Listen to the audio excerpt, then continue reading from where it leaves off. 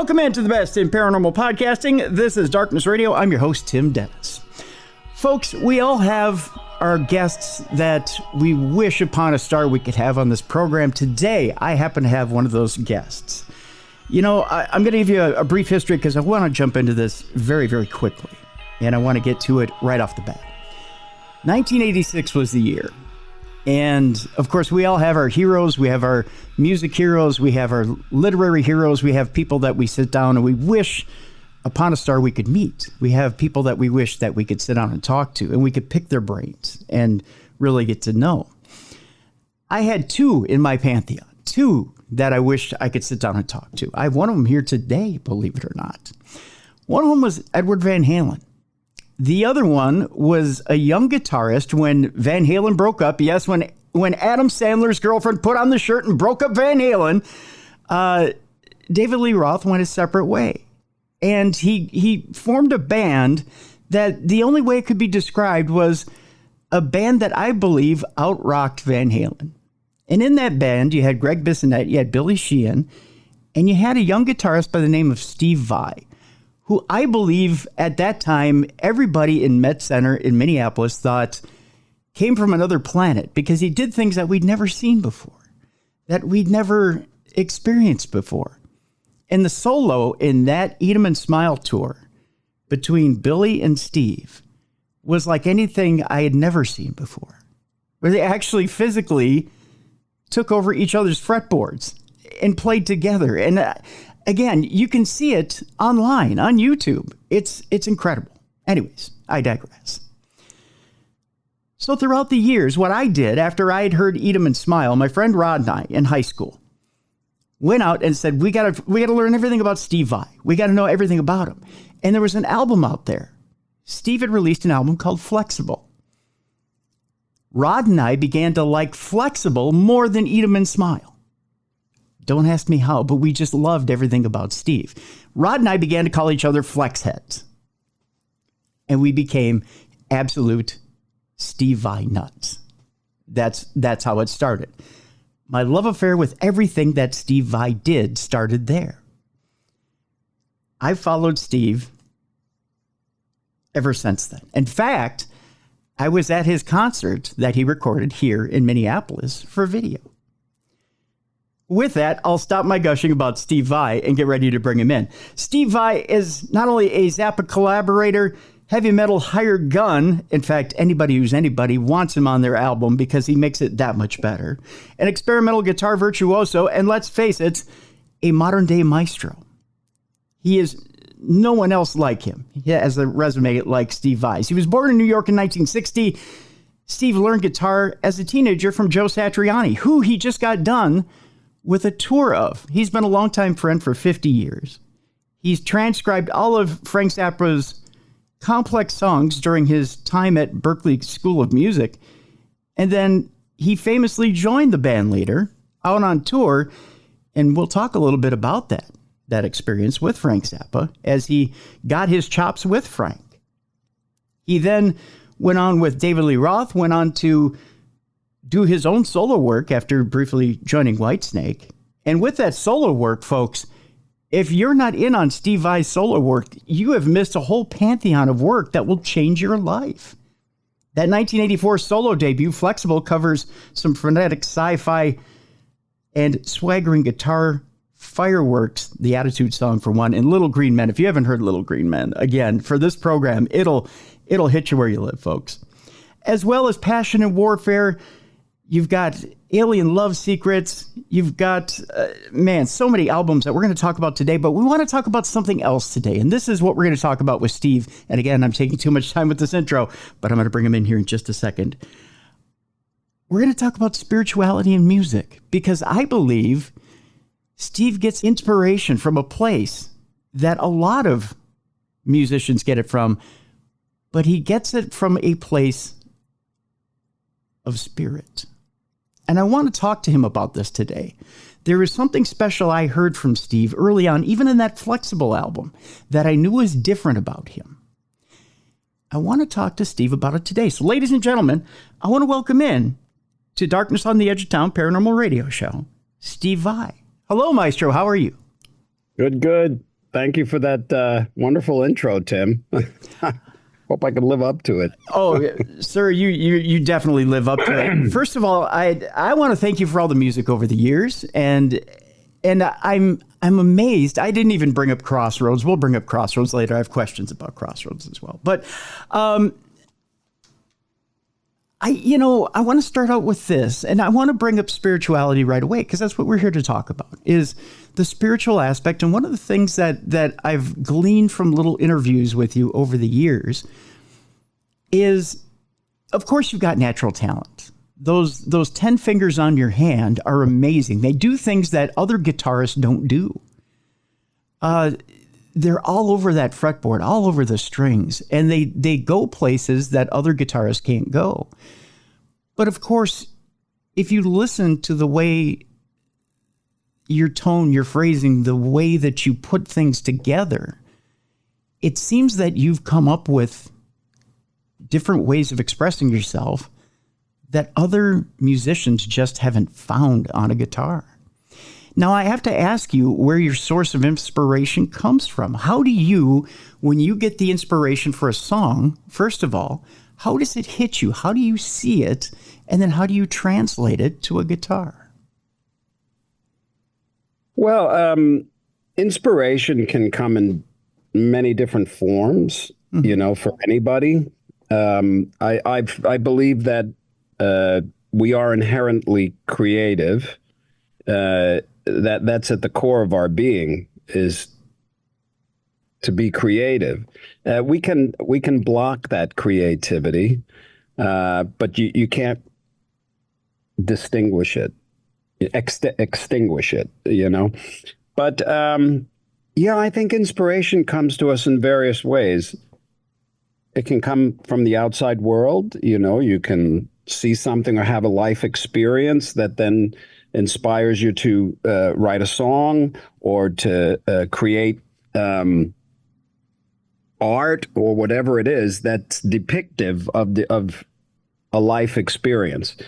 For songwriters, when I write a song, it can come in different ways. Sometimes I'll pick a topic, I'll pick an emotional situation, or an object, or an experience, and try to capture the essence, the emotional equilibrium of that experience. And then, because I'm a musician, I kind of understand the language of music. I can kind of, and you don't necessarily even have to understand the language in order to find the notes or the creativity to that bring you to that place that you're trying to replicate. Mm-hmm. So I'll give you an example. On the last record, in Violet, there's a song called "Teeth of the Hydra." Yes, and that was inspired by this wild guitar that I designed that had 3 necks that I called the Hydra. So I started thinking, okay, I'm looking at this guitar. So you're creating an image, and what does it look like, and what is a Hydra? And so I wrote Teeth of the Hydra. That was the inspiration. So there's many ways.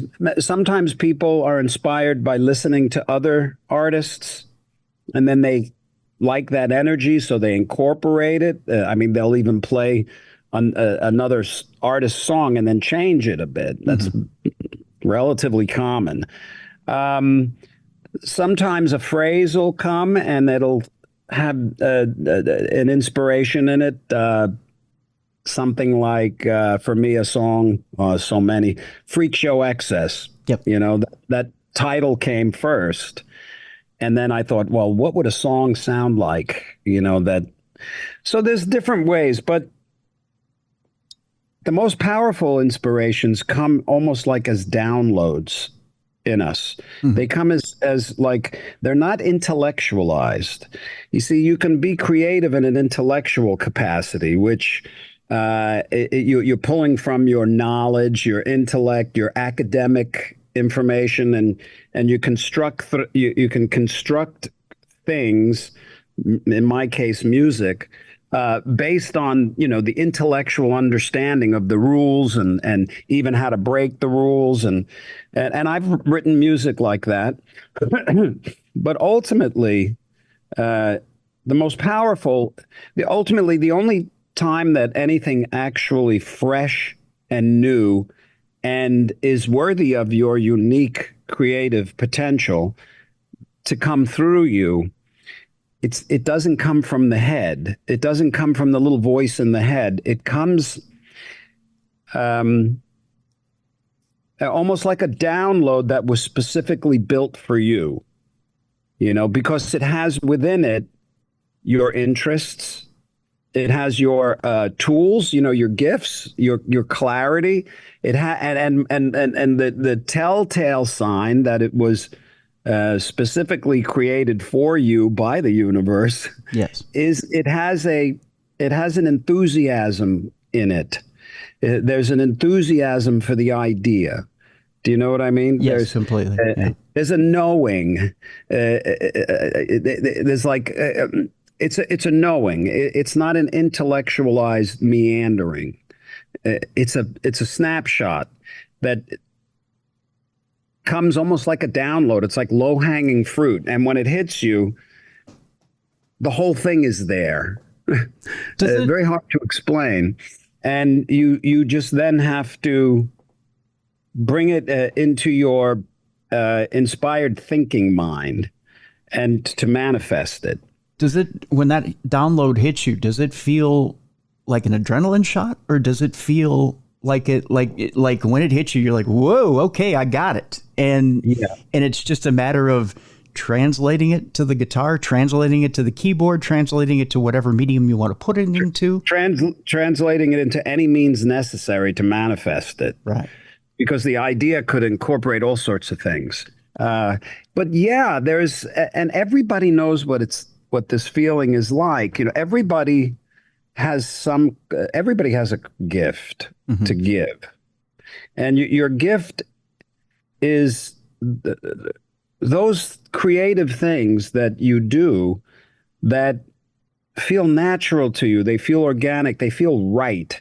They feel there's enthusiasm in them, and the evolution of enthusiasm is passion. So there's a passion in it. There's a knowing that this is right for me. And it could be the simplest little thing. It could be, for me, it's music. For some people, it's art or cooking or writing, or it could be bricklaying. It could be for a business. It could be in organizing things. Everybody has some kind of a gift where there's a clarity in a creative process that feels natural to them. So natural that sometimes they can't figure out why it's so, it seems simple to them. And for some others, it's just difficult, right? Yeah. So this means it's natural, but all too many times we don't honor and respect these natural instincts, creative instincts, because we're bamboozled by conditioned thinking of the world that it's not good enough, or why would you do that? That you could fail, all this miserable stuff. So truly creative people don't have a choice, though, because the download comes and they're just like, okay, I'm doing this. That's it. What? So those are the pieces of music for me that seem to resonate most deeply with me. When I see an other artist honoring their uniquely creative voice, we all know what that's like. There's a power in it. There's a quality. You may not necessarily like that kind of art or whatever it is, but it's undeniable that there's something palpable in it that's inspired. Yeah. So that's the kind of these days, more and more, those are the only things that I chase. Okay. Those things that come as compelling, enthusiastic ideas. Now, your question. Yes. Okay. So where does it come from? Well, yes. Where does it come from? Right. Well, I'm not an authority on this stuff, but I believe it comes from the infinite well of creativity that resides in all of us. That's our natural state is a creative one. Hmm. That's our natural state. We're in a very dysfunctional state for the most part, unfortunately. But that just has to do with the evolution of consciousness. Hmm. So it comes from non-physical, obviously, Yeah. and the only access that you have to non-physical is you. You are who you are is non-physical. You are in and of itself the creative impulse, and it some people, that impulse is very natural. They don't need any explanation. They don't have an explanation. They don't know where it comes from. They don't care. They don't know anything about spirituality or anything. They're just like, I'm going to do this, Hmm. you know. Hmm. And then some people will put words to it somehow. Sure. But I think it's safe to say that, well, I think it's a fact that humans are at their core creative beings, Hmm. and you're here to be creative. Well, you're here to express your joy, your creative joy. And here's the kicker. Okay. You can't do anything without everybody else. We're all True. working together. True. We don't see it. We're so blind by our egoic perspective that we don't really realize that we all need each other. Yeah. Yeah. And we're all actually working together, and nobody is separate from that. Uh, so that's good to know. you know and then once you know it, you start seeing the reality of it. What's interesting about the creative process, if you're getting this download and you're taking this raw information in and you're getting inspiration from a divine source, or you're getting this download, you're in a business that's surrounded by ego. You have to have ego to hit a stage. You have to have ego to put a product forward. You have to have some sort of confidence to put this forward into the world, because you've got a whole lot of souls that are coming forward and telling you what you think, or what they think about your product. So, Yeah. and you have to have that ego to come forward and say, this is what I got, people. So Well, in that, how much of your ego is putting the finish on that message? And so how much of that mix is, I'm sorry, and I'll put the finish on this question. How much of that finish on that final product is your ego, and how much is the actual download of the message? well, you have to you have to delineate what you mean by ego, because something like confidence, Yes, true confidence, true confidence, true confidence. Yes. confidence, it Yes. requires zero ego. Okay. Yeah. Just to get my perspective of ego is uh, it's the thing in us that believes we're separate. Okay. It's fear, fear in any form. The ego is the dysfunctional perspective that we have of ourselves and the world. Okay. The ego, in conventional speaking, is represented as something that believes that it's greater than.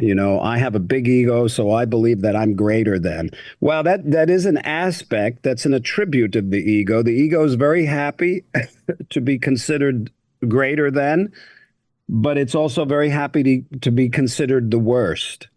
As long as it's more than somebody else. Yeah. Oh, you think you got problems? Let me tell you about mine. I have bigger problems than you.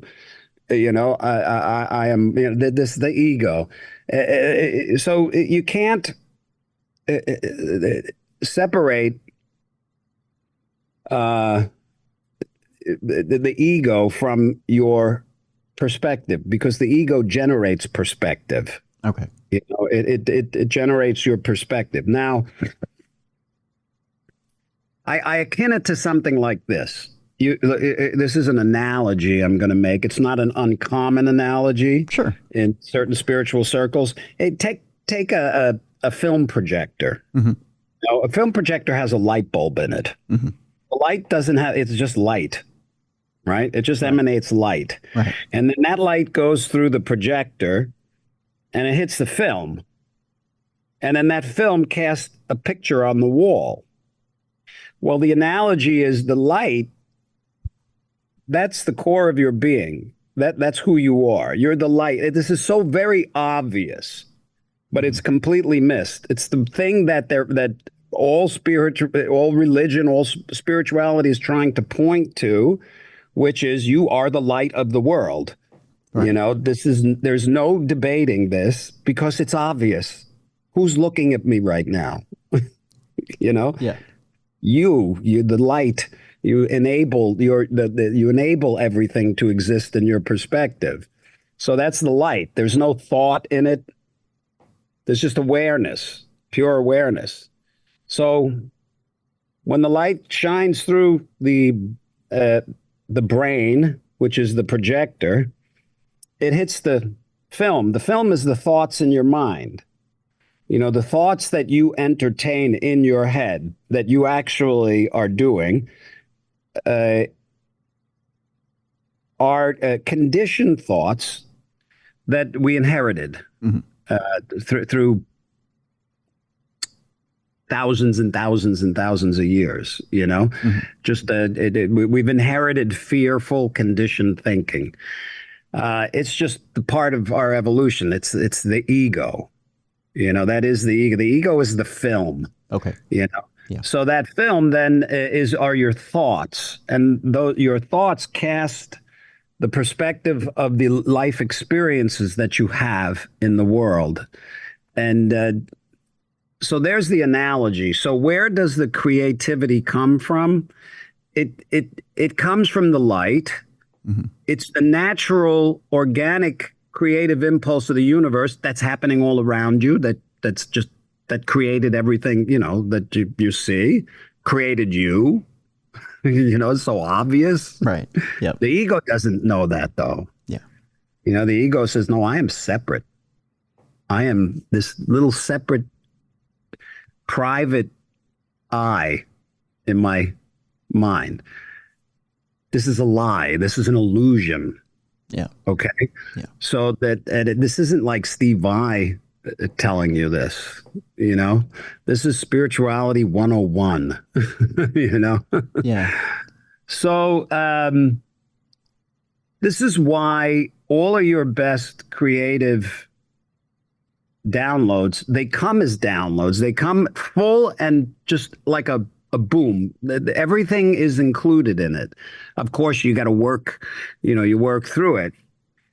This is very different than intellectualizing creativity.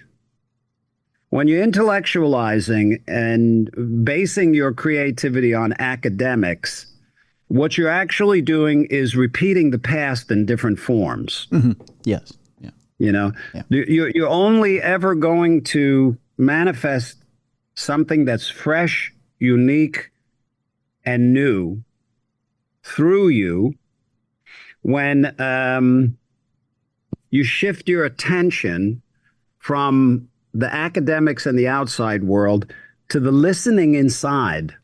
It's very difficult to talk about, but everybody knows what I'm referring to, but many may not recognize it when it happens within them.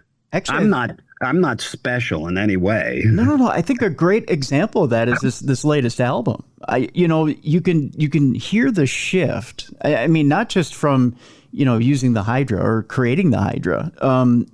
And you can hear the shift in your music in this latest album.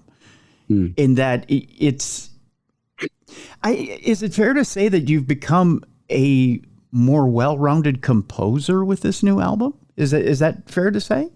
Well, I think what happens with time and age, if you're young and you find your note, Hmm. the thing that is fulfilling to you, whatever that is. For me, it was the music and the guitar, and you just stick with it. I never let up, Yeah, because yeah, I never wanted to. I love it. right. I find the creative process of making music just so enjoyable and makes every day like Christmas. Yeah, yeah, And so when you don't let up, you build a creative tolerance in a sense. You start going deeper and deeper into whatever it is. sure. From where you're at, from wherever you're at. So and then also with age and also the success I've had, I'm very satisfied with. I never expected it all, Hmm. so I'm very fulfilled by that. But at this point, I think also, as you get older, you can become less concerned about what anybody thinks about what you're doing. Hmm. Yeah, You know, yeah, yourself. Your ego. Because the ego was going to say when you go to do something, how is this going to work? Is this going to wow people? Are you outdoing yourself? Is this better than everybody else? But you better be careful because you might fail. And then what happens if you fail? And so this is all bullshit in the head. right, right. Okay. Yeah, Your creative spirit has none of that in it. Your creative spirit goes, ta-da! I got a great idea for you. Here, go do it. hmm, The end. And that's it. And you just find yourself doing it, regardless of what anybody, you don't mind. So, and I think the older you get, the less you're concerned about fitting in, and the more you're concerned about expressing your potential as a creative person. You don't want to be looking in the mirror at 85 hmm, and asking yourself, well, how did it go? Did I exhaust all, desires, the creative desires? Did I do it, or was I afraid for some stupid reason? Or you want to be able to go, yeah, man, I did it, and it doesn't necessarily mean, and I'm successful, because the right. success, there's various, there's the world's idea of success, which we all know what that is. It's you've made it, you've got enough money, people know who you are, you're established, you're successful. But that kind of success does not necessarily mean happiness. Yes, yes, you're right. You're absolutely right. Yeah, so your level of success in life is actually measured by the amount of peace that you have within you. And the most fulfilling experience that you can have is when you are in the throes of your unique creative potential, Hmm. with others too. Right. It's like a love, and the feeling you get from that, if you can imagine, it's fulfilling. It's really deep. You can't get that no matter how much money you have. Yes. That's a different thing.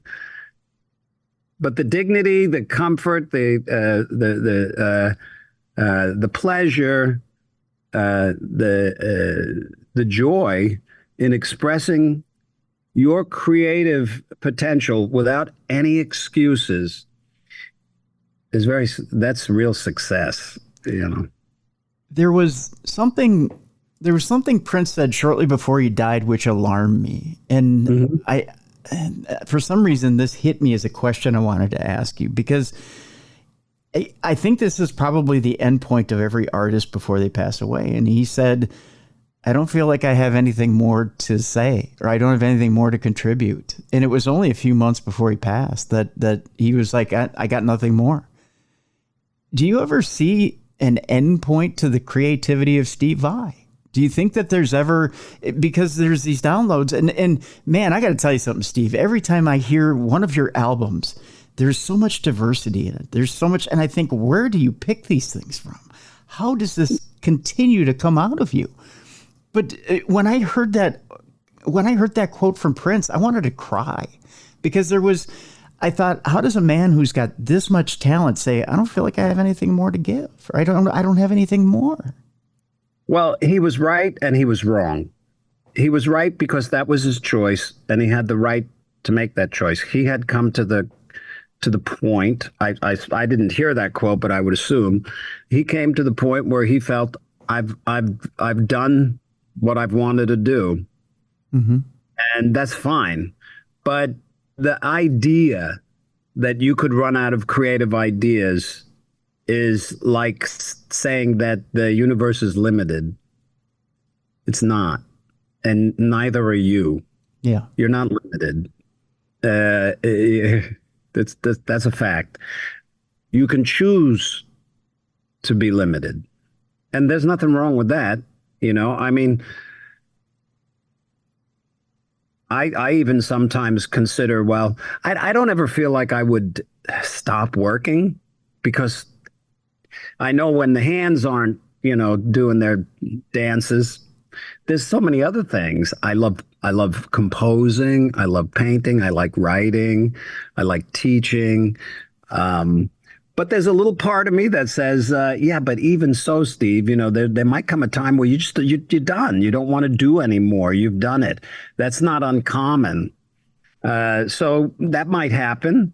And yeah, so it's an individual choice. Now, you had hand surgery recently, and even with hand surgery, you created the Hydra. You started playing the Hydra, which is like saying, well, I fell off a roller coaster, but let's tackle the highest one. It's a little bit of a daredevil thing to do. Let me combine this with an interesting question. First of all, how do you feel after the tour? Because you did play the Hydra on tour, which is I got to think, quite taxing. One, let me have you answer that. And two, do you look at tools like AI and AI-assisted tools, and do you think maybe I can use that tool in my music and make it a little bit easier on this surgically repaired hand? Well, the Hydra, when I first conceived of it, that all came as one download, bam, just like that. And I could see the whole thing. If I was to explain it, it would take time, Sure. Sure. But it didn't take any time at all for the download. You know what I mean? Yes. It was just there. But I'll bypass all that. I've said sure. Yeah. about that hundreds of interviews now. But the performing the song Teeth of the Hydra, I knew I needed to make a video after I recorded it. And that's when I made the video for Teeth of the Hydra, but because my shoulder was falling out. Oh. Yeah, and I had to get it because I wasn't sure if I was going to be able to play the Hydra after I had to get the surgery. So I made the video, and 2 days after that, I went in for the shoulder surgery, and I couldn't play the Hydra for 8 months, because I couldn't. You just couldn't do that. So I didn't bring it on the first leg of the Inviolate tour, which was the European tour, the European leg. But then when we were coming to America to do the first American leg, I felt, I could do it. So I started practicing it, and I had a couple of weeks, and then we got it on tour. And every night before I would walk out on stage, I'd look at the Hydra and say to myself, are you really going to do this? What are you, crazy? How are you going to, and I walk out there and I play it, and I'm, on walking on eggshells, because it's like a complete focus. I mean, you have to be, for me at least, very present. But then, as time goes by, the mechanics of it become more ingrained. And then the confidence grows, and the confidence it gets to the point where Now, when I walk out to play the hydra, I'm like, okay, come on, baby, let's dance. Yeah. I love it. I love it. It's so much fun. And so yeah, we took it. I took it all over the world. I had it on the Satch Vi tour too. I know it takes, at least in Minneapolis, it took everybody's breath away when you broke that thing out. It really did. It really did. Yeah, it's pretty peculiar. As far as AI assisted tools, what's your view of AI and maybe even using it in your music? Is it something that interests you, or do you want to push it away? Well, I'm always interested in anything that can serve me in a creative capacity. And I'm not an AI expert, but just for face value, there's a lot of hype, a lot of talk, a lot of fear about AI and its potential. But my thoughts about it basically are, and I don't know if even, like I say, I'm not an expert, but if you had let's say you had a database of every single thing that anybody has ever contributed in the digital domain. That means every text everything ever written and uploaded, this interview, everything. Right. And it was one brain.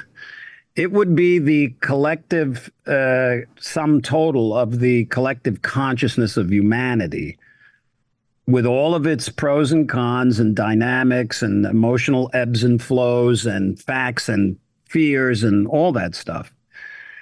And it would be limited because it could only contain what it was fed. So in my perspective, AI has the ability to take what it knows and combine it in ways that then create different formats of the same information. Sometimes a lot more educated because this is a fact. So that, however AI comes up with what it comes up with, mm-hmm. The bottom line is it's a repetition of the past. Yes. Just in different forms. Yes. Sometimes very clever, sometimes seemingly intellectually stimulating and all this, but it'll never be fresh and new. So an example of that would be, this is just a crazy example, hypothetical, but let's say when Elvis Presley was king, and let's just say hypothetically AI existed, mm-hmm. and okay, so let's just say back when Chuck Berry was famous. Yep. And let's say AI existed, and you went to AI and you said, I would like you to create something that sounds like heavy metal music in the future. You can't do it. No. Yeah. Humans can do it. Mm-hmm. Humans can evolve into it.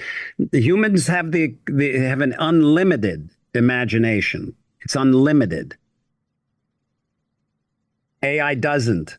It can seemingly infinitely combine things, but it's intellectualized. So last month, somebody brought to me 5 examples of pieces of music where they went to AI and they used me. They said, give an example of what Steve Vai would sound, a Steve Vai song if he wrote it for beat, something like that. Okay. There was 5 different examples of what if Steve plays something, Steve Vai like this, Steve Vai like that, Mm-hmm. So, and I listened to these examples and they were very interesting. They had idiosyncrasies of my quirkiness and all that. They were lifeless. Yeah. They sounded like ignorant McNuggets. It didn't sound like there was the driving soul behind it that infuses things with passion, Right. And with AI, you run the risk of being trendy. Yes. You see some of the AI art, it's amazing. It's fascinating. It's almost overwhelming. Right. And I remember when I was putting the artwork together for Inviolate, and digital art was very popular. And I look at the digital art and I go, my goodness, look at that. It's so beautiful. It's so brilliantly colored, and there's a dimension to it. And I went to my Mikey Mesker, my art director, and I said, "Yeah, I'm thinking about doing this." He goes, "No." He goes, "If you put one of those pieces of artwork on your cover, it's going to look ridiculous in 5 years, Yeah. 10 years, So and I'm like, of course, because it's too trendy. So what happens when things become too trendy? A human will come along and think outside of the box. AI cannot do that. It can only think inside of the box. Yes. And I don't even know if it's thinking. And a human can go from, if you just look at the passing fashions, they came and went because humans chose that. AI can't choose that. It doesn't have this, Now, I guess the big question is, will AI become conscious? And my thoughts on that, again, I'm not an expert. Consciousness can do whatever it wants. It can flow into anything. And it may already be conscious. I don't know. But the thing is, I doubt it. Right. Right. Yeah, it doesn't make sense to me. But consciousness can do whatever it wants. That's true. That's very true. But here's the thing. You will never know. That is true. Because the only thing that you can know that is conscious is you. And most people aren't even aware of their own awareness.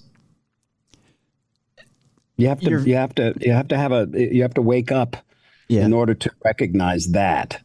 You're right, and most you can't wake up for somebody else. Yeah, and you'll certainly not know if an AI bot is awake within itself. And there are a lot of people that are way too trusting of the machines right now, which kind of scares me as well. But that's a subject for another day. But here's the thing about that. I'll just say this: everybody is going to get out of AI what they're expecting. Mm-hmm. If you approach it with nefarious intentions, then you got a lot to be afraid about. The way I look at AI is, how can this serve me? I know it can. I know it's going to serve me. It probably is already in many ways, but creatively as a musician, I'm really looking forward to that, because I look forward to anything that can serve me creatively. Sure. But I'm the one pushing the buttons. It's never the other way around. Right. That's a good point, and a good point to go to our break on. When we come back, Steve, I want to talk a little bit about your history, both spiritually and musically. I want to talk a little bit when we come back about soul groups, because I think some of the people that have entered your life and stayed with you throughout your life maybe were destined to be there. And I want to talk a little bit about the tour you just came off of. I want to talk about Joe Satriani. Mm-hmm. And I want to talk a little bit about... I'll try to make my answers a little more shorter. No, that's okay. That's okay. And I want to talk a little bit about Frank Zappa. And I have one question in particular about Frank, too, when we come back. Our guest is Steve Vai. The latest album is in Violet, which is out right now and available both on Apple Music and in other places. Vai.com is where we want you to go to check out everything Steve Vai. Steve, I want to ask you, I know Vai Academy was over this past winter. Do you have plans for a new Vai Academy over next winter? Not at this time. I have to wait for an opening to come because my next 2 years are pretty slammed. Yeah, they are. And speaking of, this fall you have a tour coming up with King Crimson. Did you want to give a quick note about that? Well, it's not King Crimson, it's Beat. Oh, Beat. I'm sorry. Yes. But we're playing the music of King Crimson. Yeah. That's a glorious project because Adrian Belew and Tony Levin, who were in the 80s King Crimson, are reforming a band to celebrate those three 80s beautiful King Crimson records. So Robert Fripp won't be doing it, but he's given it his blessing. And he even suggested the title Beat, because that's the three records was Beat, Three of a Perfect Pair, and Discipline. So Danny Carey is on drums from Tool, and he's just a beast. Oh, God, he's is he ever? incredible. So we're really looking forward to this. It's a great celebration of that music. Yeah, looking forward to that tour too. So again, vi.com for everything, Steve. We'll have links in the description of this program, folks. When we come back, let's talk soul groups. Let's talk musical history and spiritual history when we come back with Steve Vai right after this on the Best in Paranormal Podcasting. This is Darkness Radio.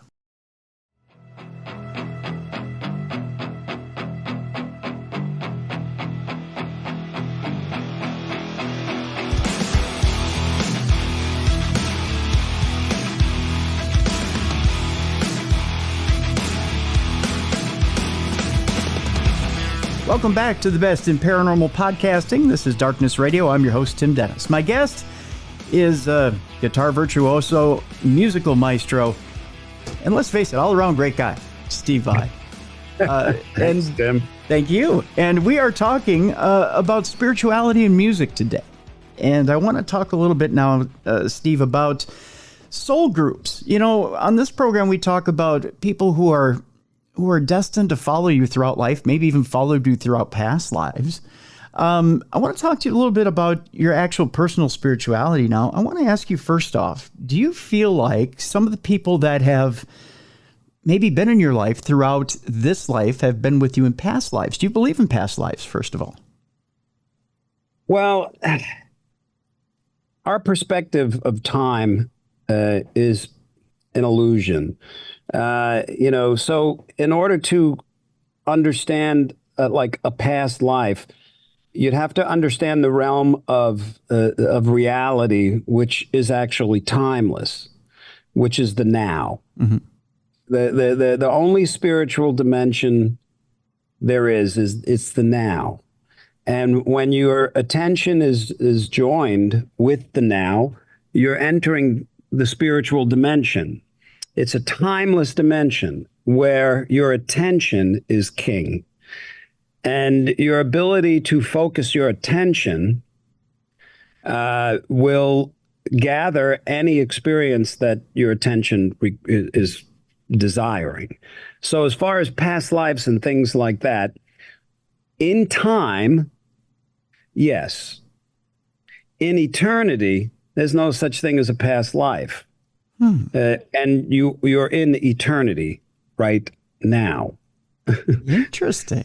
So if you want to talk time, yes, yeah, I think I have a strong intuition that speaking in the realms of time, which is an egoic structure. Okay. Yes, we come here in clusters.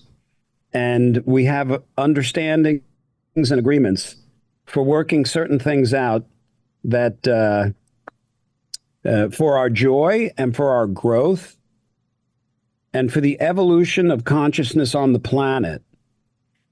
But to speak about these things, you really have to use language that can't describe the non-physical dimension, which is reality, not this dimension.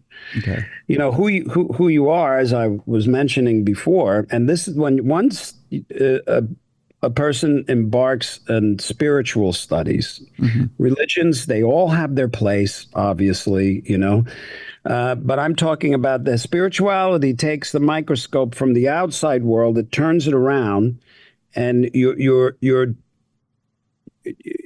looking at in the laboratory of your own mind about yourself. Mm-hmm. And this is the study of spirituality is the study of the self, which is the study of everything.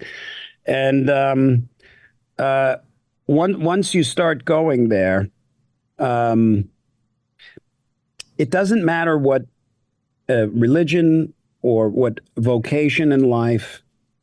You could be a monk, you could be a biker, you could be a criminal, you could be a saint. And people wake up when they're ready.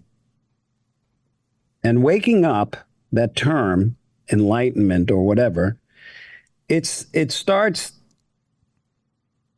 as Eckhart Tolle said, it starts with the recognition that there's a voice in your head that you're talking to all day. Yeah. And that voice is the ego. And people believe that that voice is who they are. People believe that who they are is their name, their past, stories that they have in their head about their past, which are completely wrong. Their stories, and they believe they're, we believe that we're our body. This Steve Vai right here. Yeah. Yeah. But all of that's just their beliefs. That's not true. Who you are is the awareness, the life itself. This is so obvious.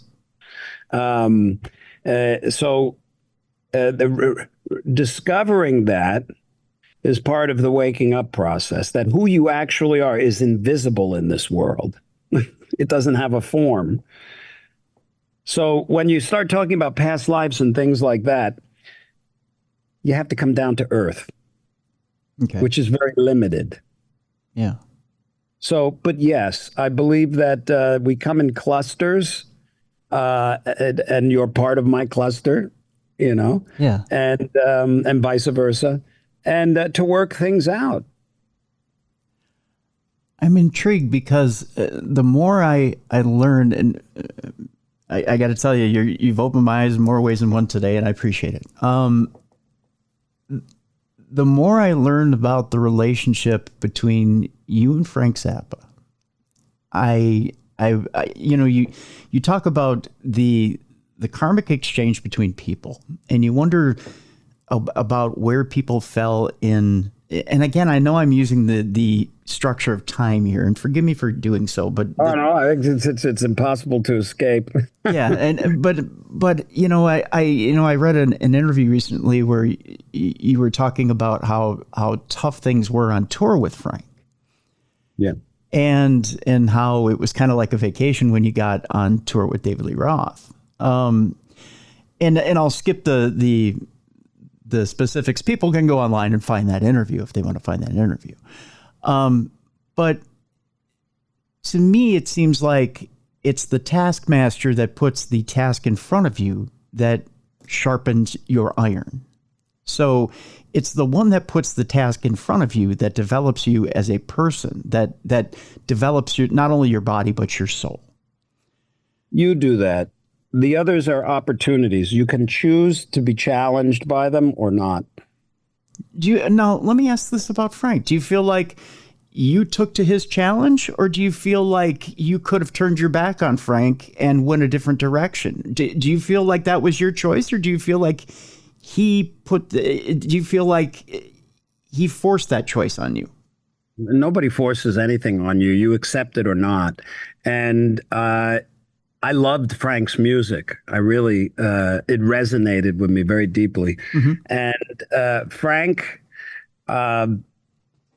was a unique musician, and he had the inspired ability to recognize within an artist their potential, something that they could do that's extraordinary.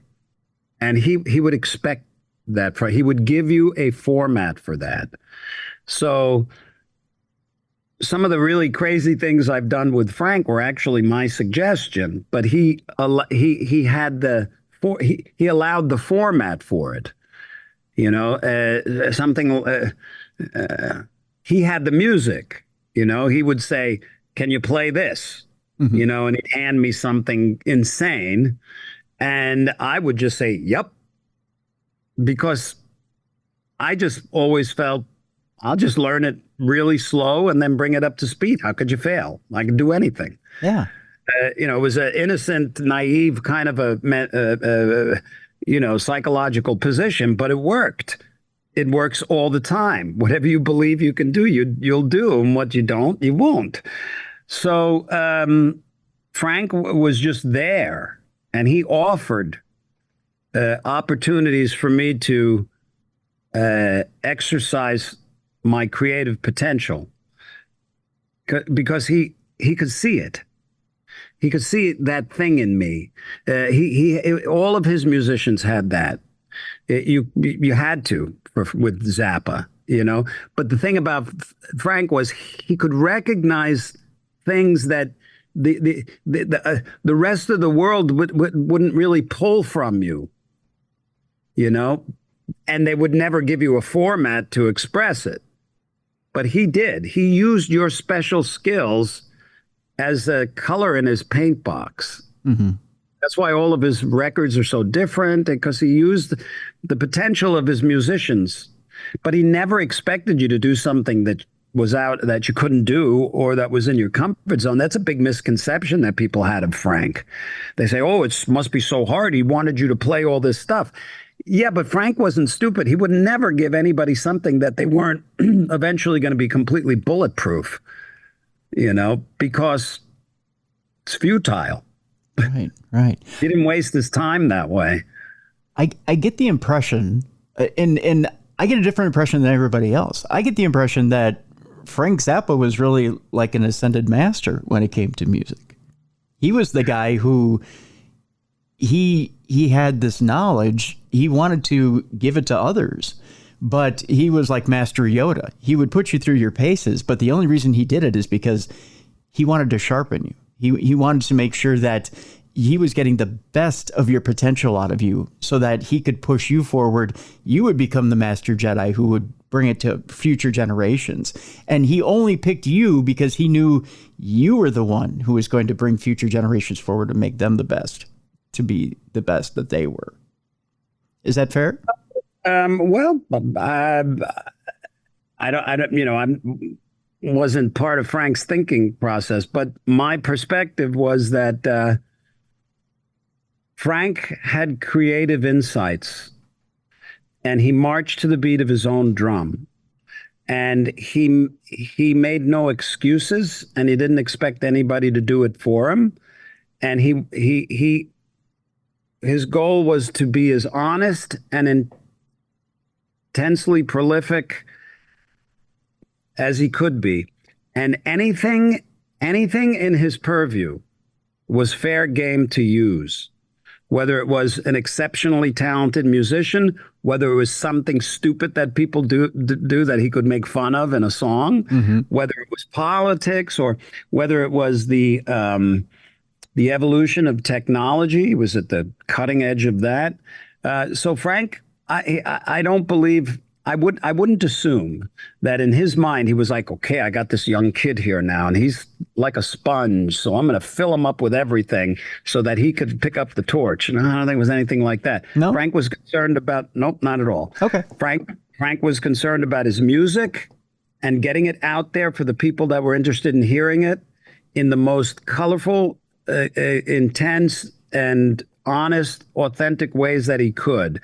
And the fact that Steve Vai could play, my special talent with Frank was I just had the ability, the interest and the ability to play so many of the peculiar melodies that he wrote that never belonged on the guitar.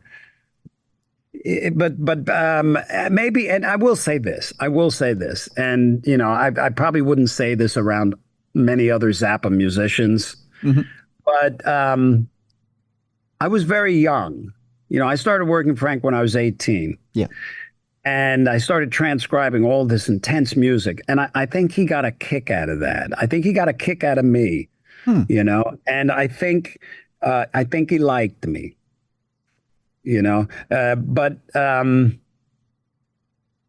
I was a tool, okay. a happy tool for Frank. I was not designated by him to carry any torch. I could tell you that. Not in Frank's mind. He could give a shit about any of that. Okay. Sorry. Enough. No, that's okay. Fair enough. You would know better than I, sir. You would know better than I. Let me talk about some of the musicians that it seems like you have this bond with that you use over and over again on different albums. I want to talk about a couple of bassists in particular, Billy Sheehan and Stu Hamm. Yeah, those guys are fantastic. They're amazing. Very different skills, but I'm very happy I get to work with both of them. I met Stu at college at Berkeley, and he was great back then.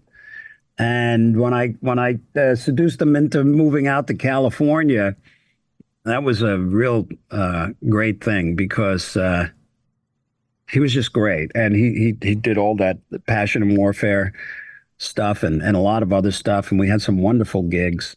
And when I joined Dave, Billy got me into the band because he recommended me to Dave. And Billy and I were like, power twin brothers. We built, you had mentioned before we started a solo that we built together. Yes. Smile Tour. And oddly enough, I saw that a couple of times through the years, and I couldn't believe it when I saw it. Yeah. I couldn't believe it that we put that much work. Like, where did we find the time? And I forgot that we were that crazy and that we had that much, ability. And Billy and I just more, but way above and beyond what we've done together musically, which is very close as people, like brothers in a sense. But I'm sure glad I had the opportunity to do that with him in that band too.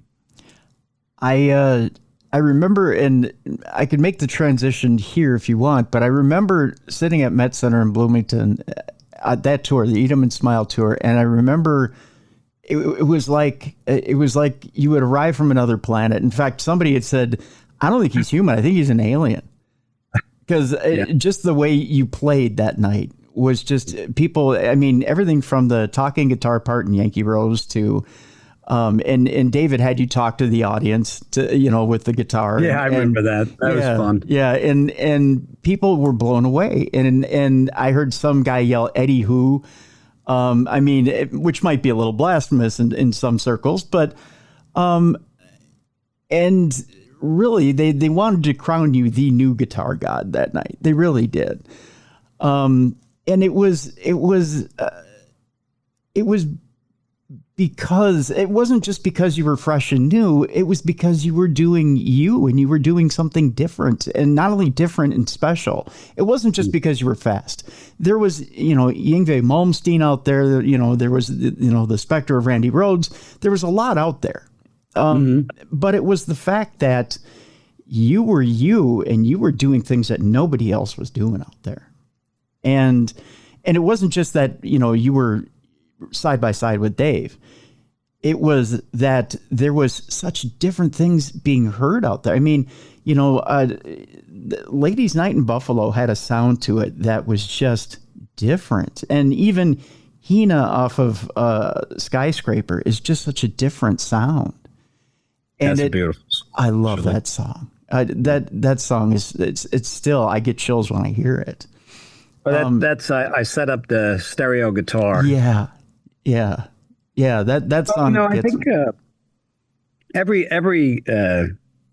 guitarist, every musician, but every guitarist, it's inevitable that your voice is going to come through. You can't really help that unless you suppress it by just trying to sound like somebody else. I was never very good at that. I never felt good enough to kind of sound like an authentic blues play or classical or jazz or anything like that. So I just very innocently started looking for quirky kinds of things in my playing that I wasn't really hearing. And I was very young, 13, 14, 15 years old. And I had nothing to lose, and I wasn't planning for the future, Yeah. I didn't know anything about that. Yeah. I was just, well, I can't do that, but I seem to be able to do this, and I kind of like that. That's weird. What is it? And then I exaggerate it.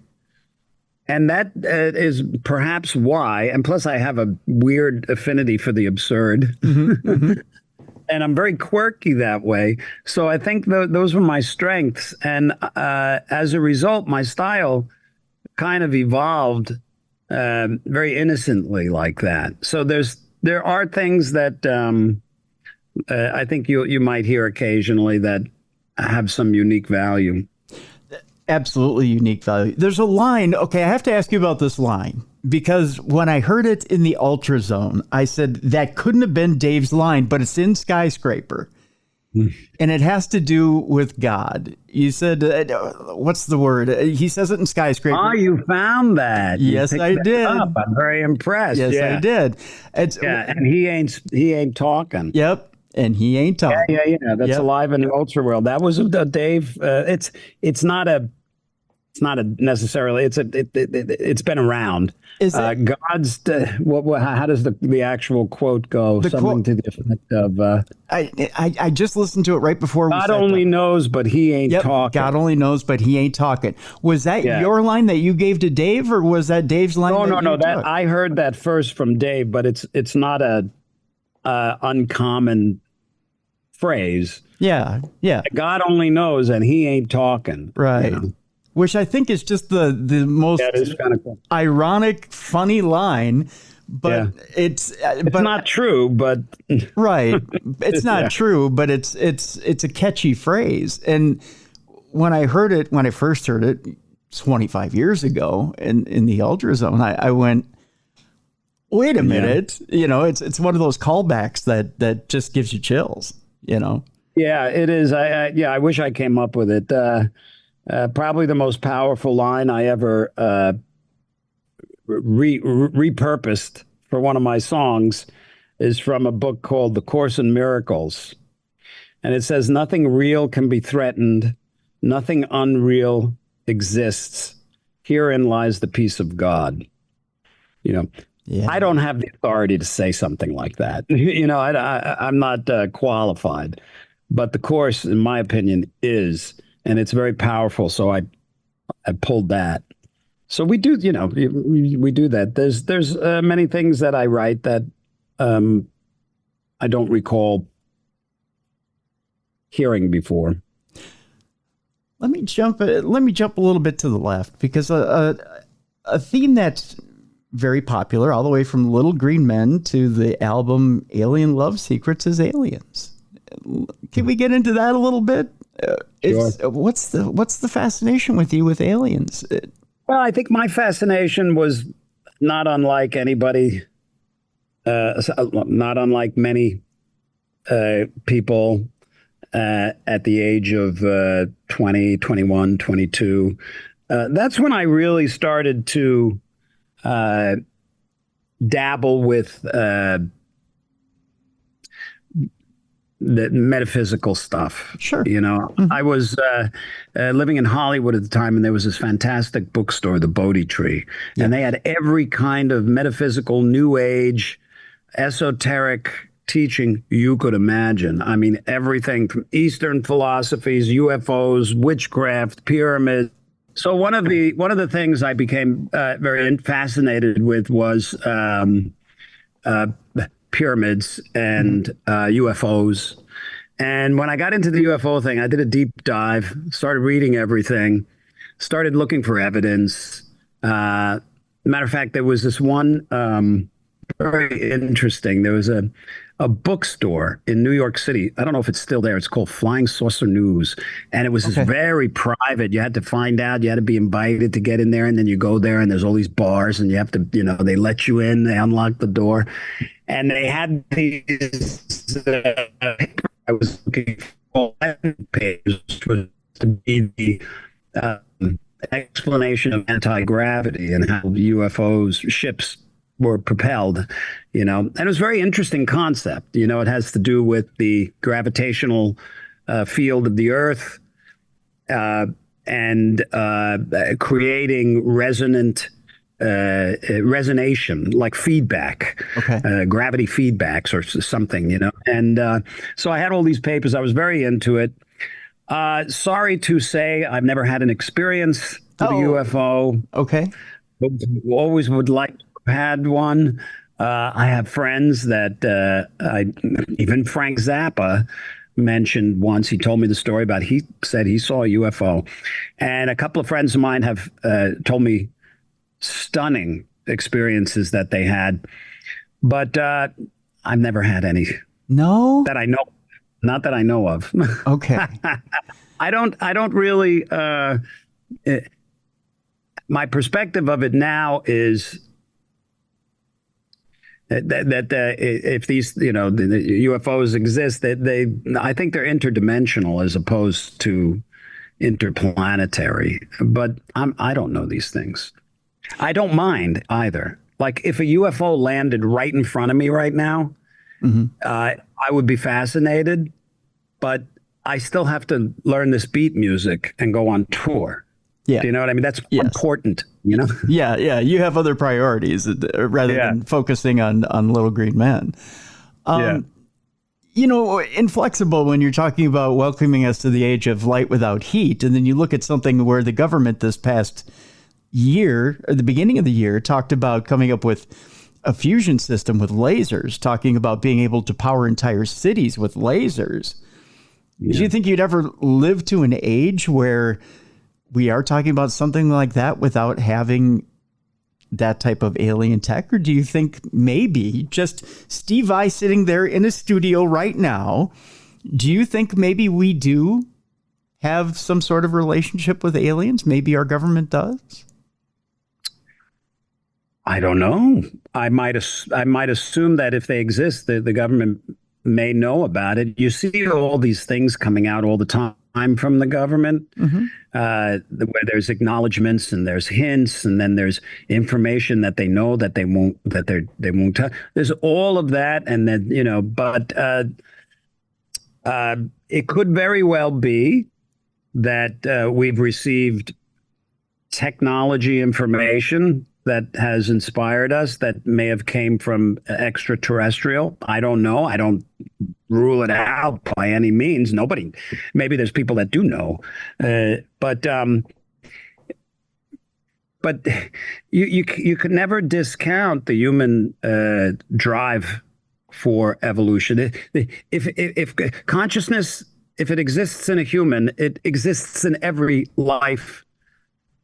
So it doesn't exist any more or less in an alien. Yeah. An alien is no different than you or me, or anybody. At its core, it's awareness, it's consciousness. So maybe there's different civilizations that have evolved in conscious awareness, and if technology comes from there, it doesn't necessarily have to be spoken. It's intuitively understood because we're all connected in reality. We're all connected. We have no private thoughts in reality. That's an illusion of the ego. So, when we're going to discover an energy source that's completely free, has no byproducts, takes no space, is infinite, and creates a paradigm shift. You know when that's going to happen? When's that? When somebody believes that it's possible. Yeah. When somebody believes that it's possible. Yeah. And they're going to do it. Yeah. It's how anything happens. True. Somebody says, why can't I create enough energy out of thin air to sustain the planet? I believe it's possible because the universe is unlimited, and I'm determined to discover this because I know it's possible. So that's a mentality. It's a direct knowing, and of course it's possible. Yes. We just don't, of course it's possible, but Steve Vai isn't going to do it. Yeah. Very true. He does other things with his knowledge of what's possible. And, for him, everybody does. So there's going to be a person that comes along that's not so bamboozled by the conditioning of the world. And they're going to say, well, wait a minute. No, I think it's possible. And I'm going to find out. Watch. Yeah. And that's when you're going to have the technology for all of those things that may already exist. I don't know. Very true. I won't take up too much more of your time, but I do have a very interesting question for you, and that's this. A lot of your a lot of your influences, there's a few of your friends that have passed away a lot of times. And I'm very interested on your perspective of spirituality. I have to tell you that you have opened my eyes quite a bit here, Mr. Vi, in this time we've sat together. Of course, Frank has passed away. Jimi Hendrix has passed away. And recently we lost Edward Van Halen. And I know you formed a friendship with him over the last decade or two. We always hear this from people who have had near-death experiences. When they go to the other side and they come back, they talk about the vividness of color. They talk about how wonderful the music sounds. My question to you is this. Have you ever wondered what the music sounds like on the other side?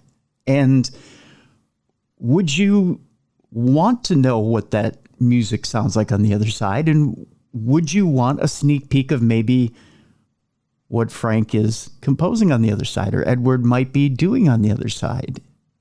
And would you want to hear it? Well, I could explain to you several experiences that I've had. Please. And you can determine whether you believe it came from the other side. Please. Back when I was from the ages of 20 to about 21 and a half, I was going through a severe psychological crisis. Mm-hmm. I was in a state of very, very deep depression. It was a darkness. It was a feeling of helplessness and hopelessness that those that may experience that kind of depression understand. And you don't know why it's there. You don't know what brought it on. You just know that you're in hell. Okay. And frankly, that was the best thing that ever happened to me because from it, I got to a point where I kind of surrendered. I surrendered believing that I knew anything. And I remember when that happened, it was an exceptionally intense attack of fear and dread. And when these things happened, you lose your ability to discern certain things, and entertaining oblivion seems like a good idea, in those states, because you're suffering so much, you just want out.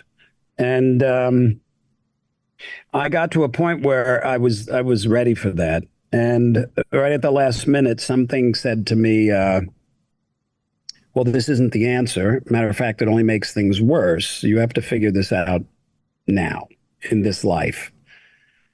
So I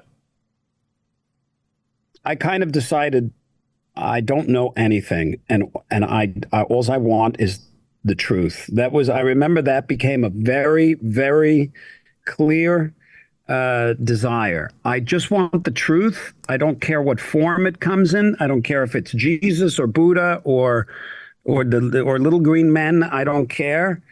I just want to know what's going on for real, because I don't know. I remember feeling that way when I was 6 years old too. I walked out and I looked around. And I thought, okay, what am I doing here? What's going on? I was just one of those people. So after that inner declaration, strange things started to happen. Also, I was studying lucid dreaming. So I was having these extraordinarily lucid dreams.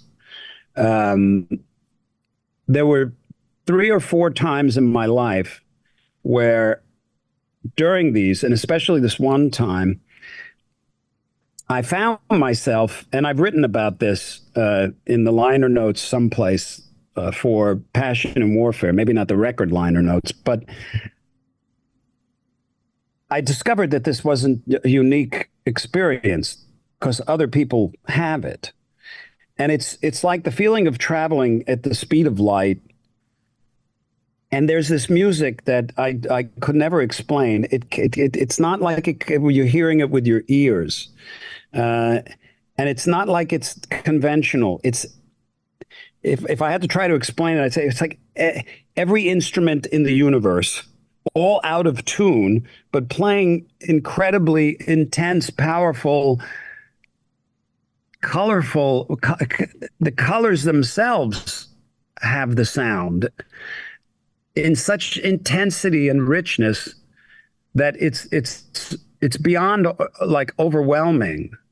You know, you have to completely surrender. And this music it was just so intense. It was abstract,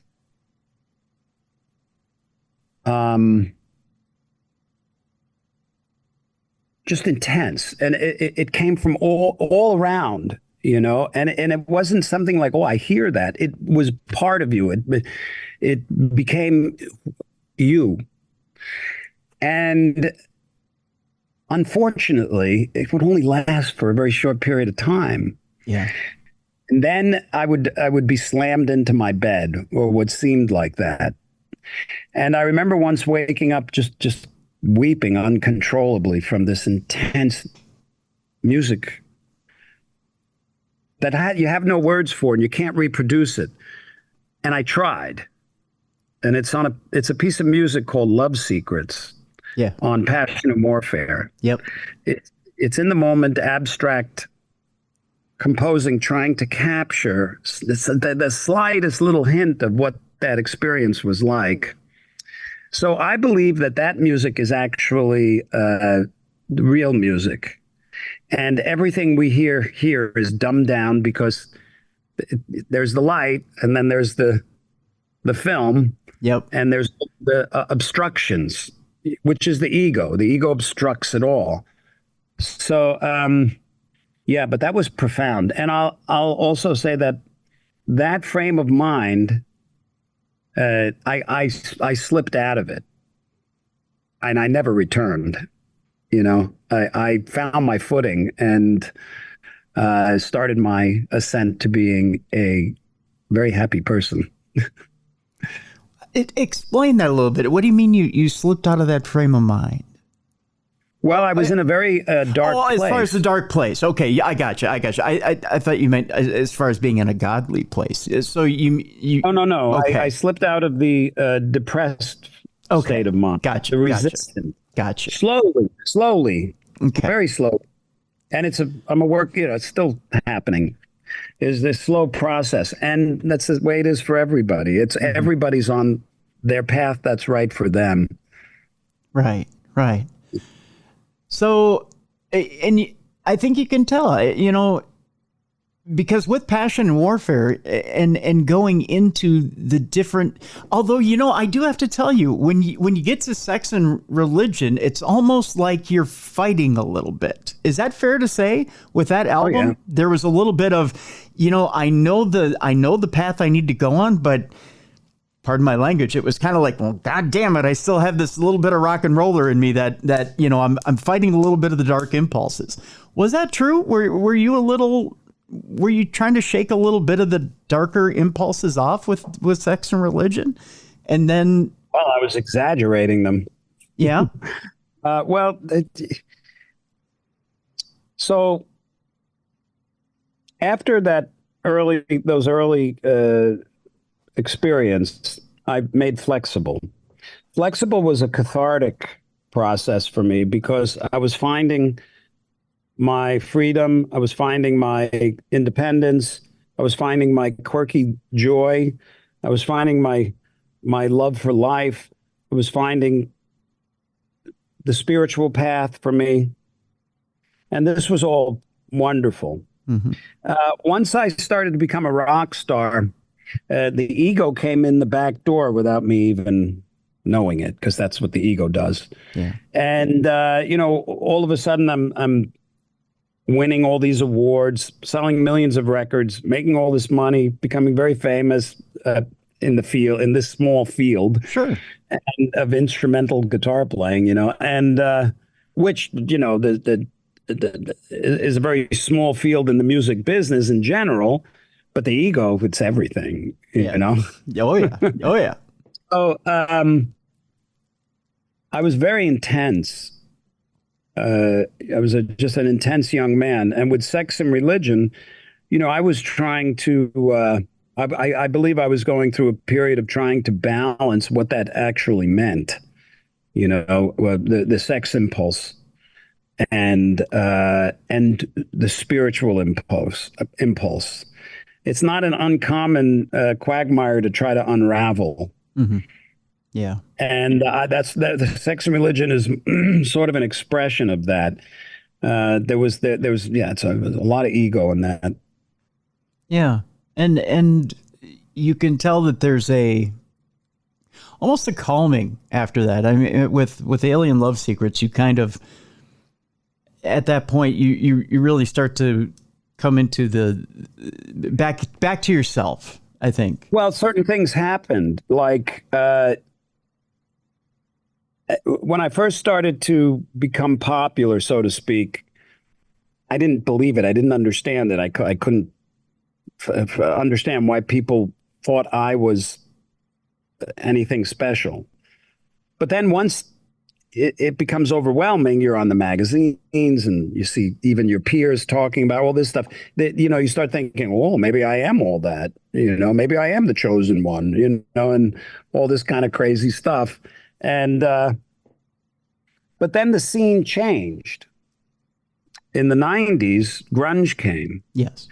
And basically, I experienced a character crucifixion, because I basically overnight represented everything that was wrong about playing the guitar, because grunge was a whole, there was just a whole paradigm shift in the music scene.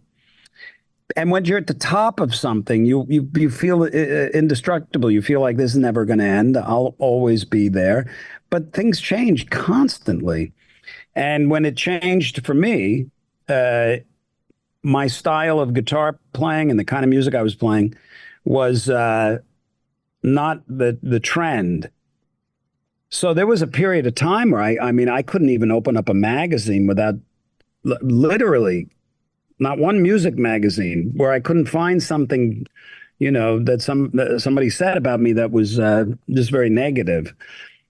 I'd pick up a book that, I remember somebody wrote a book, and they were talking about me. And it was just awful, So this was a crucifixion of sorts. And when that happened, that was so good for me, really, because I was lucky, because through it, I just kept making the music that was important to me. And that was Alien Love Secrets, and then Fire Garden. Mm-hmm. And none of the Ultrazone, none of that stuff sounds like 80s music, really, No, no, not at all. Not at all. Right. So I think, so after the sex and religion, I started to find my footing a little more psychologically. Yeah. The song Frank, that's about Frank Zappa. Yeah. Well, it's kind of. I loved Frank so much, and something very interesting would always happen when I would leave his house. And I was up there all the time. Mm-hmm. You would be up there. We'd be up there for hours listening to music. He was a great host. I would always drive away feeling like I was 2 feet off the ground. Yeah. I just always felt there was something about Frank I loved so much.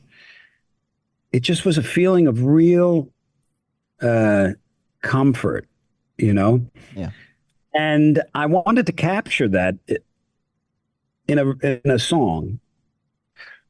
So the song Frank, for me, is a very touching song, not because it's about Frank, but just because of the way it sounds and what it makes you feel, or at least me. Yeah.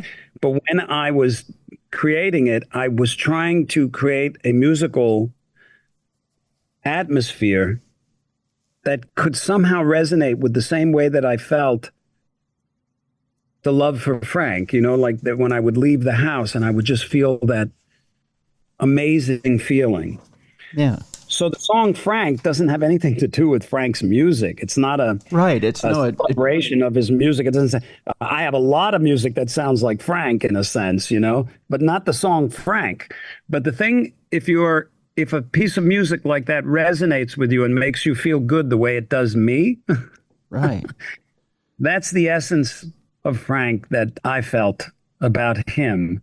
So that's why the song's called Frank, but it doesn't sound like his music at all. No, I got the Very idea. personal. I get the idea when I hear that song that it's about him, that it has to do with the relationship between you and him. But the thing that throws me off is right afterwards you've got The Silent Within, which to me is very much a song about the other side. Am I wrong about that? Well, the silent within is about finding that space within yourself that's untouchable, Okay. that's inviolate, that has no suffering in it, that has no fear. Okay. It's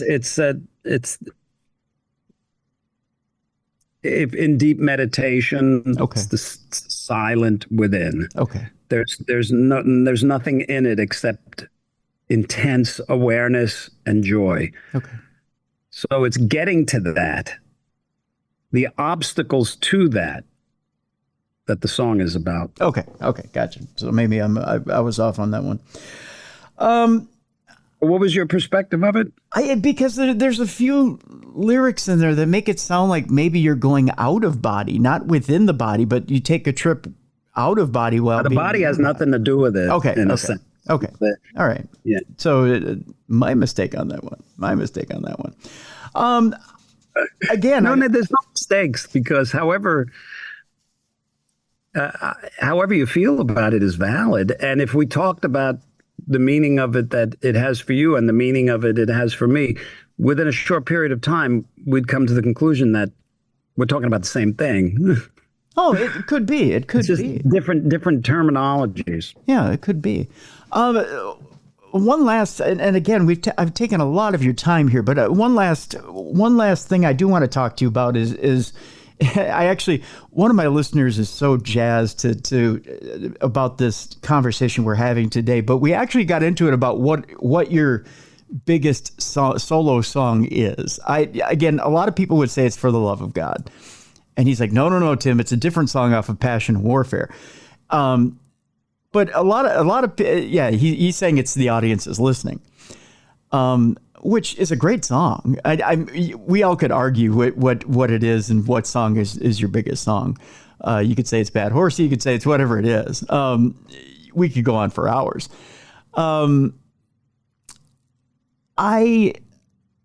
There's something about, and I knew there was a song off of Passion and Warfare that you had to have connected to spirit in order to take, that had to have touched you, because there's something about you, Mr. Vi, that I know is unlike any other person in this industry that's connected directly to spirit. I don't know what it is.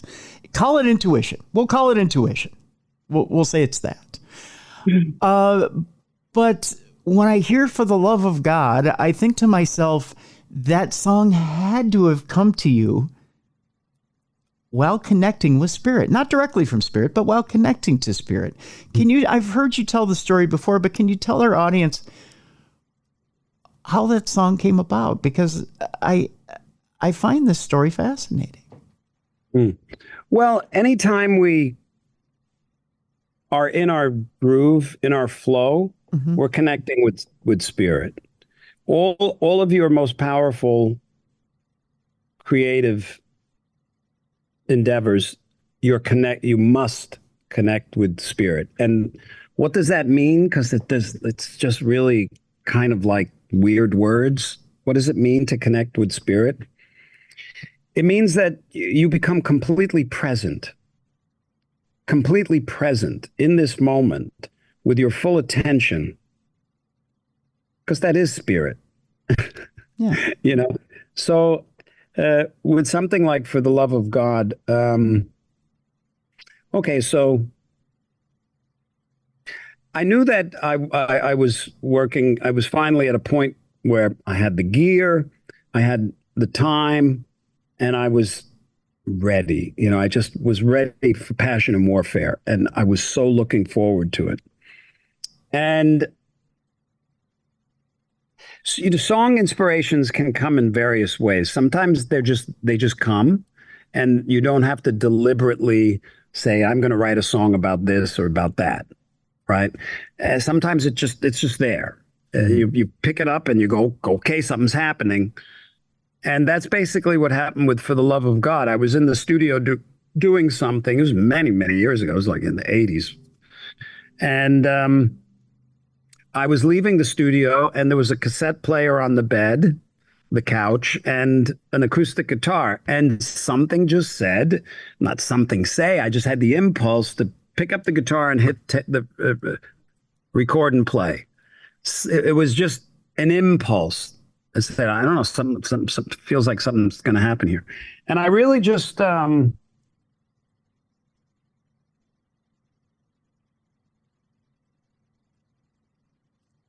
picked it up Mm-hmm. and totally out of tune. Wow, pay no attention to that tuning behind the curtain. Didn't even hear So it. I just sang, and that chord came out. And the moment that happened, your attention, it takes you. You have to surrender to it. You just you let it go. You got to get out of the way, Yeah. and it will tell you where to go. And it just said,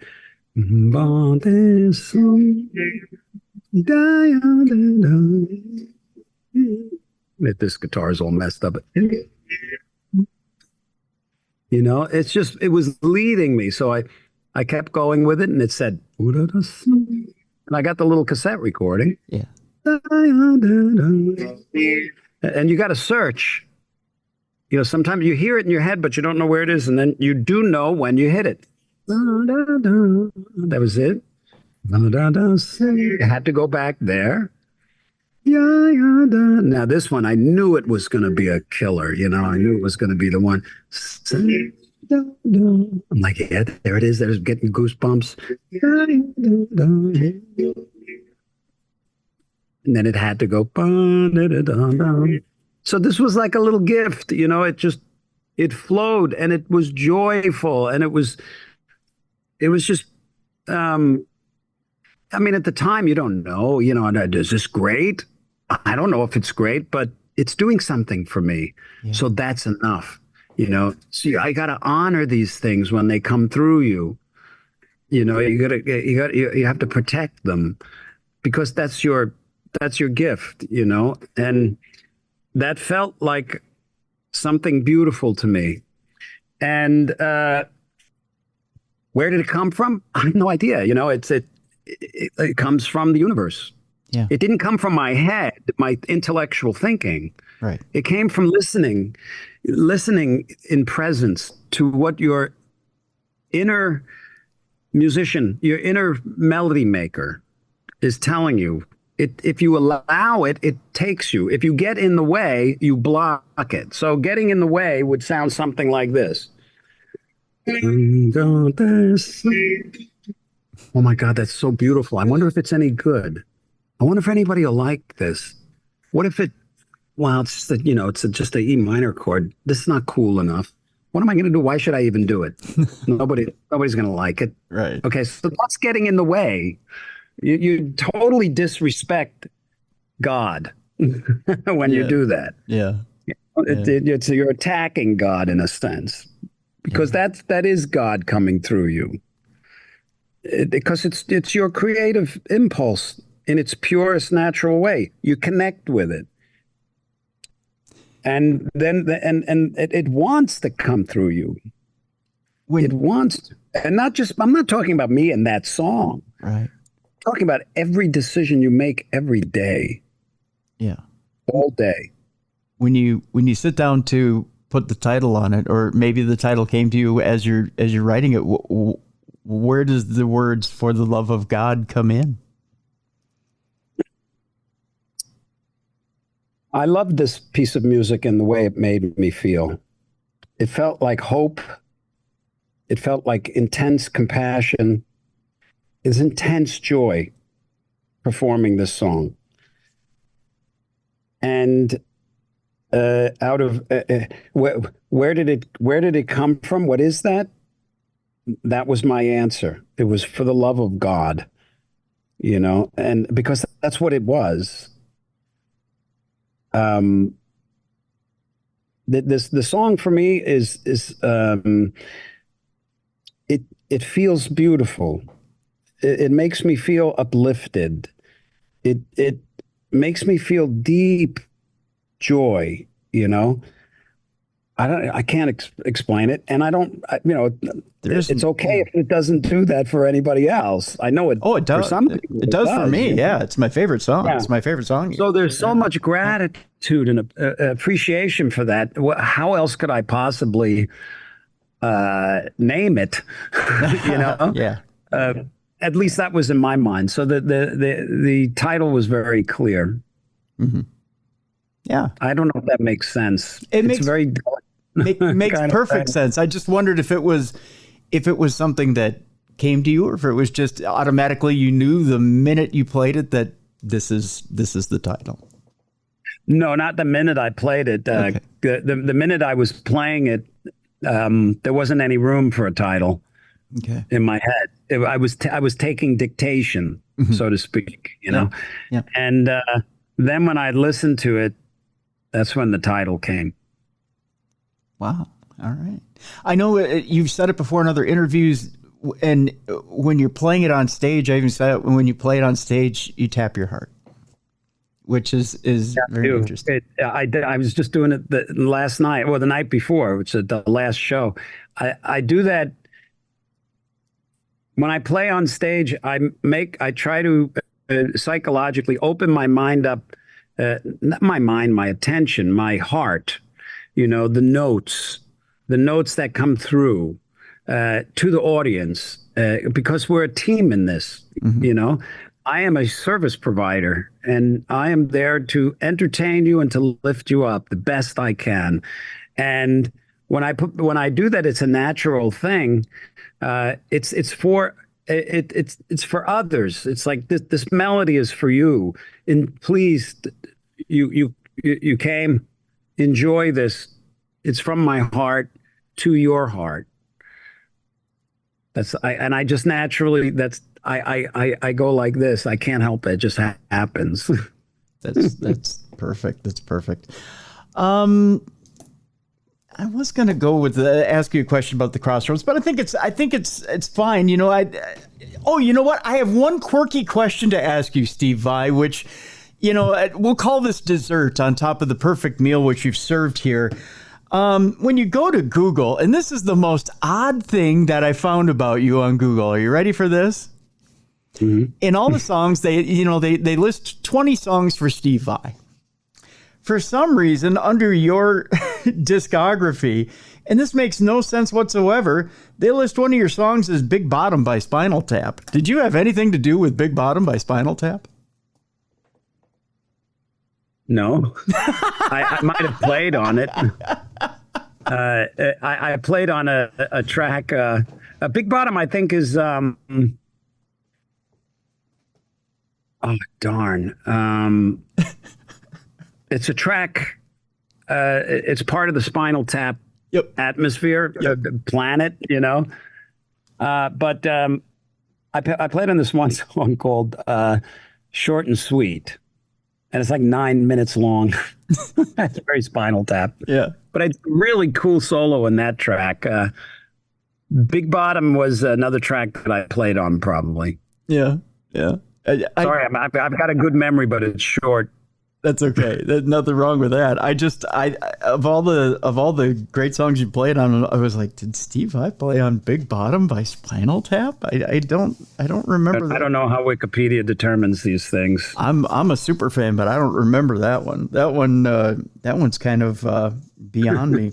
One of the things and again, as we begin to wrap up, one of the things I absolutely love is that you're looking at all these new players, and for your Vi Academy, you're picking all these young players that are absolutely talented, and you're picking them and bringing them to be teachers and instructors at the Vi Academy.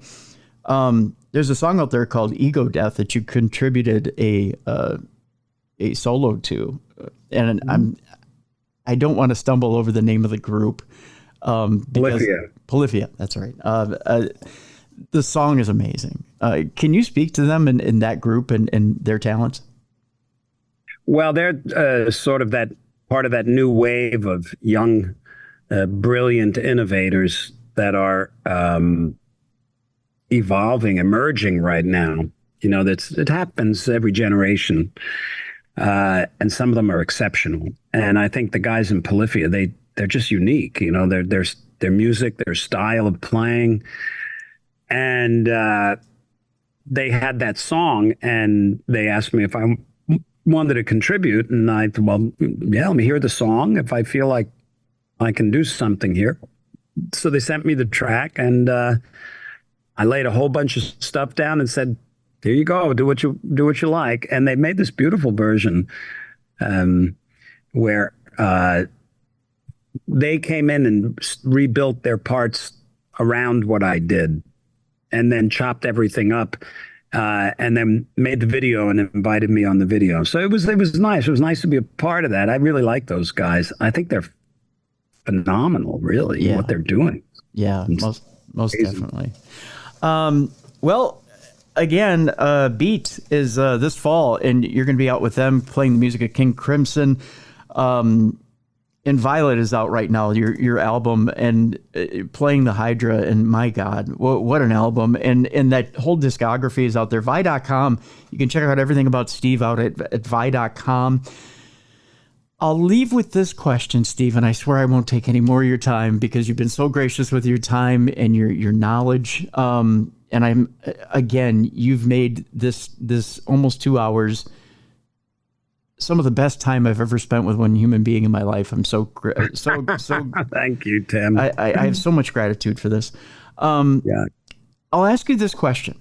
Now, you've got 2 boys, and I will ask you this question. When it's your time to leave this earth, do you have one song in particular that would express, and your lovely wife, one song that would express what it is that they mean to you, that's maybe even in your catalog, or maybe you have yet to write it? Do you have something that expresses what they mean to you that you could play for them or leave for them to play and just say, this is the sum of my existence and what you mean to me?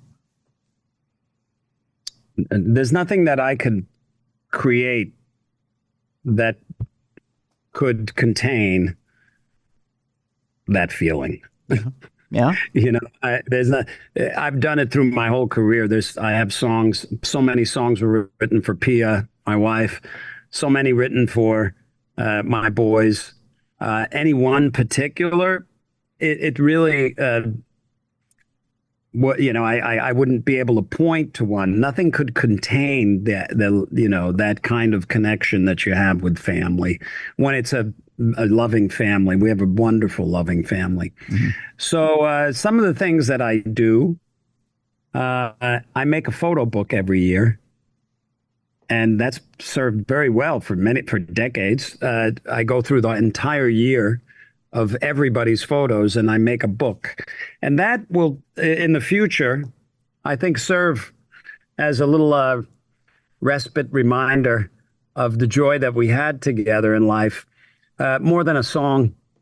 Yeah.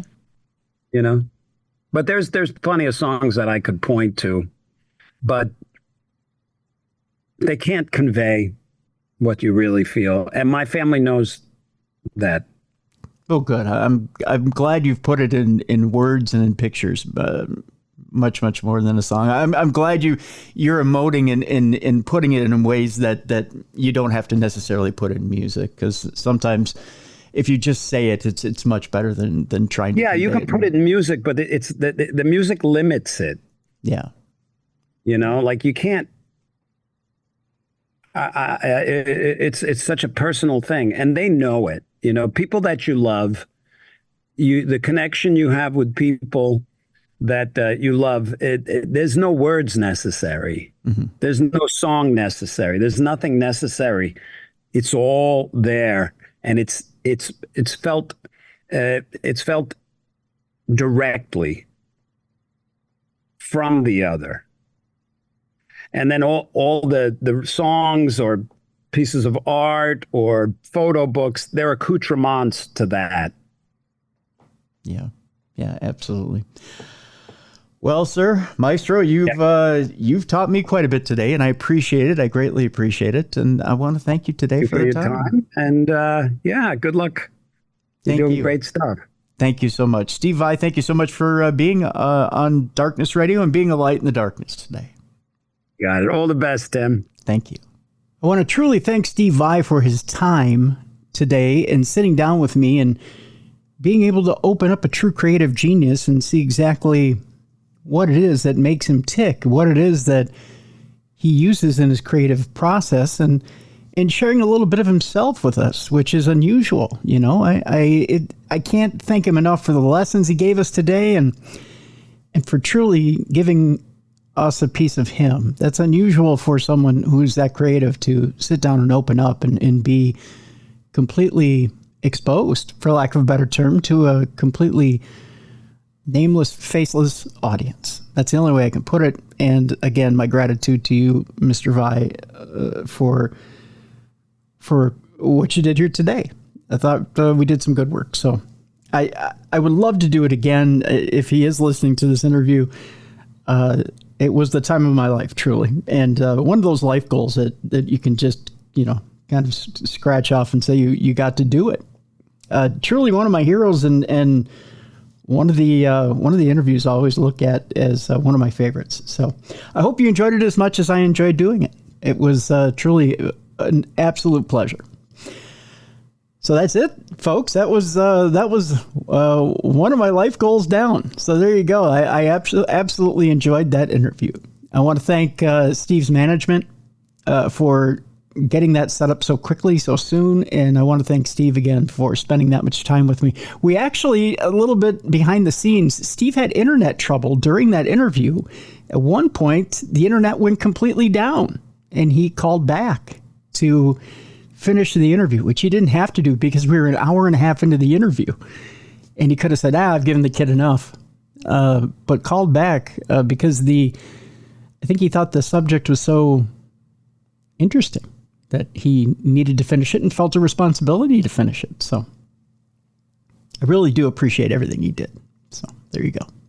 Coming up on the weekend, folks, I encourage you to be a light in someone's darkness this weekend. Please go out, help a neighbor, help a friend. It's going to be good weather, at least here in the Midwest this weekend. So find a neighbor, find a friend, and someone who can't quite help themselves, and help them get some stuff done around the yard.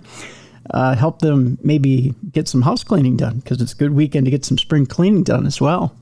And get out and then at least enjoy this weekend. Enjoy life and celebrate life a little bit this weekend. Want to thank Tim Miley and Lauren Pearl as well for having me out last weekend to the Palmer House to raise some money for the Eagles Healing Nest, and for veterans, and for support animals, and for a lot of different causes last weekend. It really opened my eyes to some places that need some help. And I'm going to put a link in the front page of darknessradioshow.com so you can go and help raise some money for Eagles Healing Nest to help some of our veterans who are coming back from wartime who don't quite acclimate back into society, and help to raise money for to help train some of those support animals for those veterans.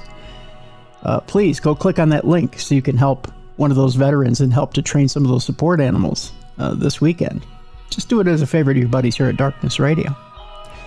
That's it. That's all I got. Got some more great shows coming up here in the future, right here, both for True Crime Tuesday and for the paranormal side on Darkness Radio. I just encourage you to keep listening, and I thank you guys, love you guys, and appreciate you guys, and keep listening right here to the best in both true crime and paranormal podcasting. You're listening to Darkness Radio.